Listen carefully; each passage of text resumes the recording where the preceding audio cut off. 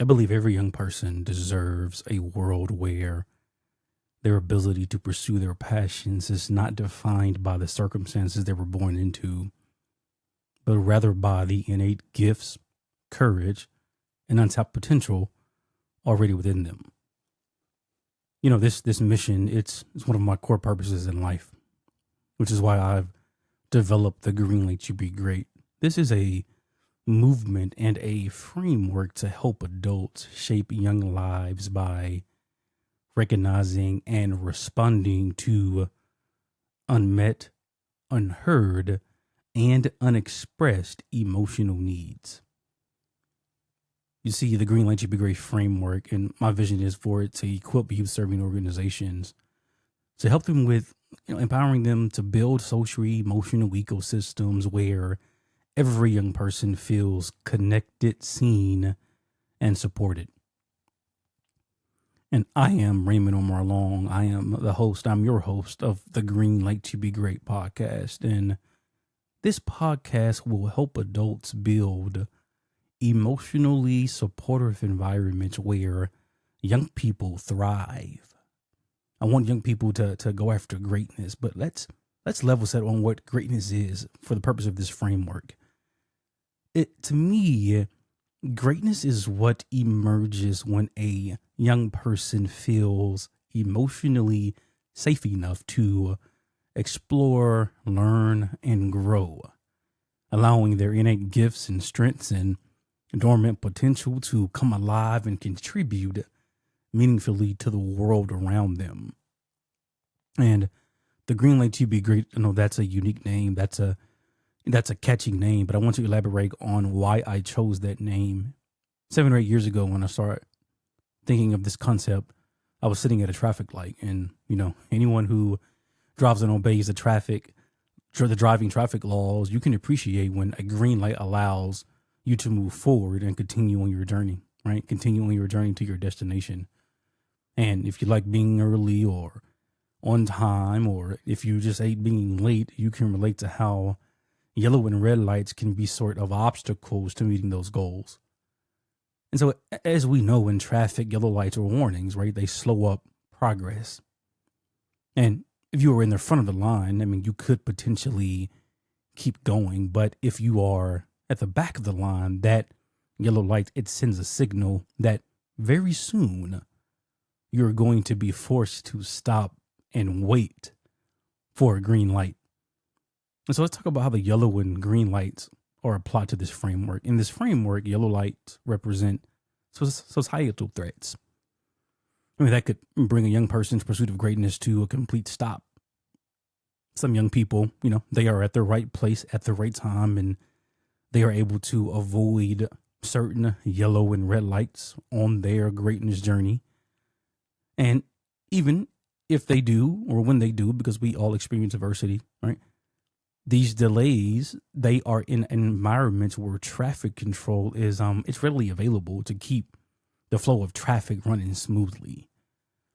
But then you have some young people who are seemingly at the wrong place at the wrong time. And these young people who are seemingly, always in the back of the line, and every yellow light, it means that they will eventually, sometimes inevitably, come to a red light that will stop momentum, and they're going to have to wait for the green light. But you see, young people who are experiencing the most yellow and red lights, they live in environments where traffic control isn't generally available. And when adversity forces them to stop, they don't always get a green light to keep moving forward. This movement it's the green light that so many young people need. My upbringing, it was full of yellow lights and red lights. Yellow lights that slowed me down cognitively. Red lights that put my nervous system in a constant state of fight, flight, or freeze. Yellow and red lights, like caregiving as a child. This is me carrying adult responsibilities with the emotions and thought process of a young person. Yellow and red lights like alcohol and crack cocaine addictions that destroyed my family's quality of life right before my eyes. Yellow and red lights like my mother's disability that normalized a lifestyle of sacrifice and limitation and survival. Yellow and red lights like witnessing the moment a parent is taken away in handcuffs and trying to make sense of it with a child's heart. Yellow and red lights like parental imprisonment. Watching a parent disappear behind bars and feeling the fracture that left in our family and trying to step up and be a man in the household. Yellow and red lights like watching adults in my life explode in violent fights and heated disagreements. Absorbing fear and confusion long before I had the language to name it, long before I had the ability to process it effectively in a healthy way. Yellow and red lights like the day child services showed up at our door. They showed up at our door to interview me and my sister as they were considering taking me and my sister into the foster care system. Yellow and red lights like a domestic arson attempt. This is the moment that no child should ever witness, let alone be involved in. You see, these yellow and red lights and more, it shaped how I viewed myself. It shaped how I viewed my family and the world. It put in me a deep sense of mistrust that I still fight with on a daily basis. I spent my early 20s and 30s, really thinking that, education, networking, and opportunity was the green light I needed to be great. But you see, now I've come to the realization that the green light I needed was never better schools or a distinguished family, because all along I had the God-given ability to drive to my destination. But because of unmet emotional needs, the yellow and red lights on my greatness journey, it slowed down my vehicle for a very long time. And yes, I am what you would consider a late bloomer, and I've defied all type of odds on my journey so far. But I'm not the exception. I don't want to be the exception, because it doesn't matter what zip code, it doesn't matter your family socioeconomic status. It doesn't matter if your learning style is different from majority of your class. If the ability to pursue greatness is there, the emotional support that's connected with that should be a part of it. You see, this framework, it's based on my lived experiences. My lived experiences of unmet emotional needs and how they undermined my efforts to pursue greatness. And these type of yellow and red lights will continue to undermine the efforts of young people like me who are facing similar and even more severe challenges. See, I've worked with youth serving organizations across the United States, and I've found that many face the same challenges delivering the social emotional support needed to close the emotional support gap. This framework, it emerged from ongoing conversations with educators and nonprofit executives who are navigating these same challenges. We have fragile young people are encountering adults with different reactions and expectations and emotional styles, creating unpredictable experiences of safety and belonging. And young people are dealing with very complex emotions and are expected to deal with those emotions in complex environments with complex adults. You see, this reality creates unpredictable experiences in the very spaces that need to be safe for young people while they develop. And then there's overextended adults. Society is asking educators, administrators, and youth workers to do more than ever before. And providing the level of social emotional support to help every student thrive, it shouldn't be a burden, but I've seen situations where it was a burden mostly because of how the social emotional support was being implemented. And so I created this framework so that youth serving organizations and schools can have access to a full service social impact firm who can come alongside them and help carry the load. Young people are dealing with fragmented environments. I mean, the different spaces that young people have to encounter throughout a typical school day, they operate with different norms. I mean, creating hot and cold and emotional climates. And you see, young people, they don't know how to process what they are experiencing. And in a lot of situations, they don't have an outlet to freely express themselves. And I've heard adults say that, hey, it's just a great preparation for the real world. And I get what those adults are saying, and it's probably right. But my therapist said something to me during one of my sessions that changed my life. She said, pressure is okay when you know what you are doing, but pressure when you are new at something impedes your ability to learn.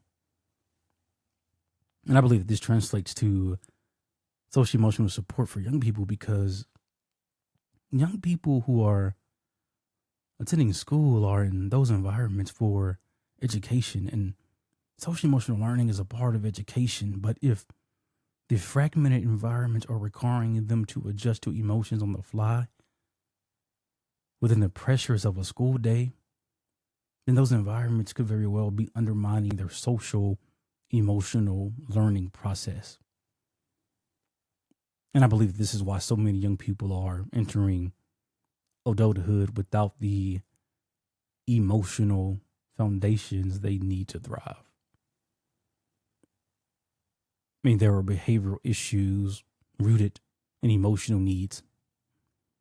And far too many times I've witnessed attempts to rectify behaviors with disciplinary action when the behaviors are sometimes symptoms of unmet emotional needs. And I'll never forget mentoring a young man who had just got arrested for fighting. And, the young man started to explain to me that one of his peers had used a profane gesture to describe his mother in front of a large group of other peers and dared him to do something about it.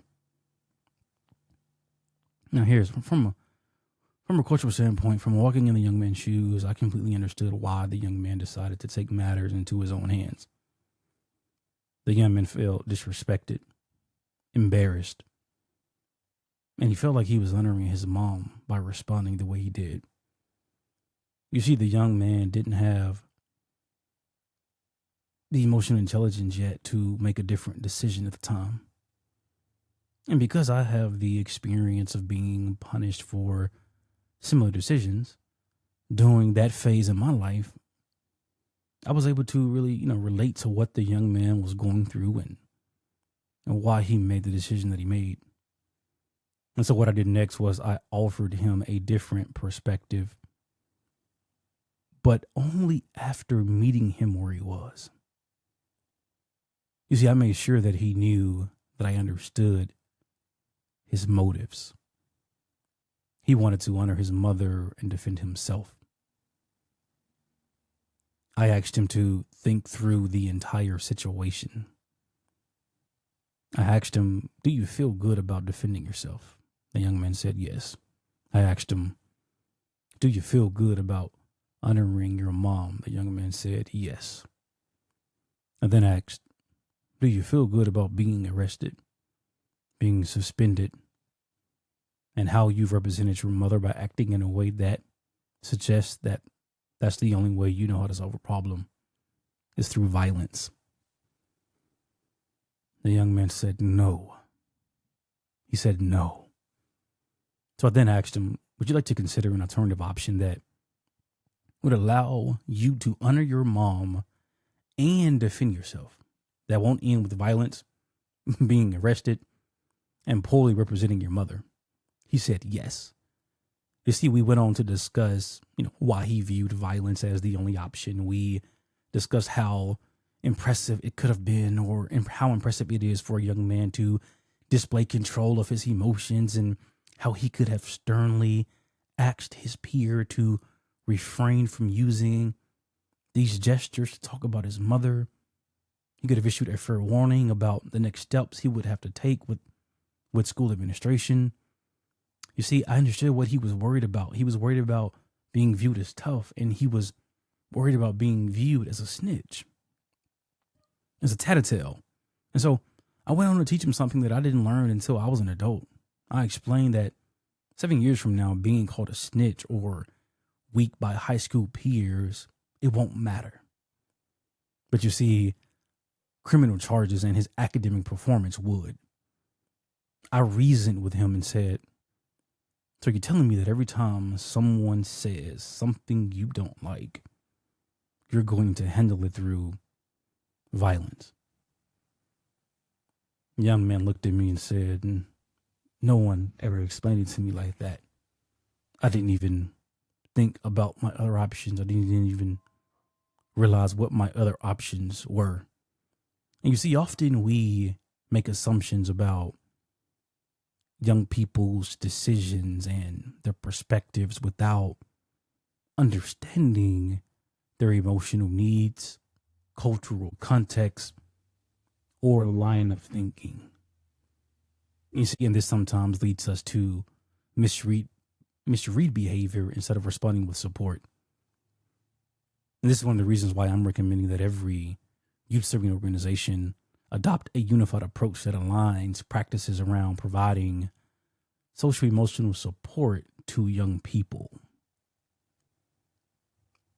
You see, different philosophies across teams and classrooms and programs, they lead to confusion for adults and mixed signals for young people. And the reality is that the social emotional needs of young people are rising. Anxiety, depression, trauma exposure, and disconnection are increasing faster than systems can adapt, leaving gaps between intention and impact. I didn't develop this framework because I'm questioning the ability of schools and other youth-serving organizations to provide support. I stand with educators. But I do believe that this framework, yes, it increases the capacity of schools and other youth-serving organizations to support young people emotionally like never before. And without an ecosystem like this in place, the young people we love, will continue to experience emotional support that is present in some places, absent in others, and unpredictable overall. You see, the Greenlight to be great framework, it exists to help organizations strengthen culture, align adult practices, and deepen connection with young people, making emotional support consistent across the entire ecosystem. And during our next episode, I'm going to go into details about how and why the framework works. But listen, if you're curious about what emotional support looks like across your organization, I want to invite you to schedule an introductory strategy session with me. Listen, this conversation, it's designed to help you step back and assess where things are now and where alignment could make the greatest difference. And during that session, we'll look at your current emotional support ecosystem, and we'll identify priority areas and quick wins and explore delivery options that are aligned to your goals and outline a preliminary roadmap that fits your culture and current capacity. And there's no pressure. There's no obligation. The session is free. It's collaborative in nature, but it's focused on helping you determine whether the Greenlight to be great framework is the right fit for your organization. And so if you're moved by this conversation and you're ready to start that conversation, you can reach me at Here's my email, rolong@longimpact.com. You can also call or text me at 501-297-3085. And you can go learn more about my organization and the Greenlight to be great at longimpact.com. I really want to thank you all for listening, and I want to thank everyone whoever listens, for the work that you do every day to create environments where young people feel seen, safe, and supported. Thank you, my friends.